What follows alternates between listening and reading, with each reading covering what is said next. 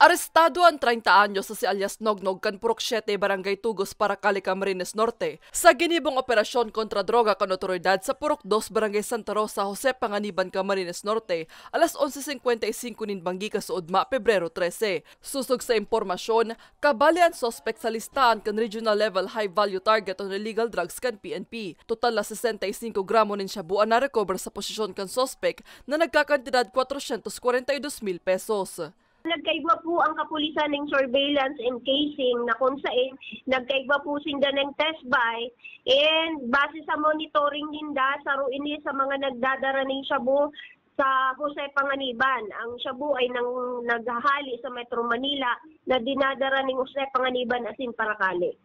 Sa datos kan Camarines Norte Provincial Police Office, lagpas ang pulo ng operasyon kontra ilegal na droga, ang matrayumfo nindang pigkondusir ngunya na tao na anas darakulang kantidad. Dahil po sinda nagpupundo sa kampanya laban sa pinagbabawal na droga.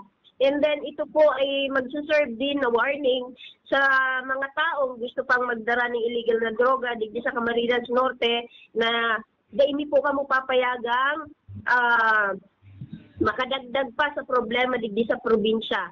Sa presente, nasa kustodiya na kan Jose Panganiban Municipal Police Station si alias Nognog asin nahahampang sa kasong pagbalgar sa Republic Act 9165 o Comprehensive Dangerous Drugs Act of 2002. Para sa mga baretang tatak, Bicol, Maria Lorenzana.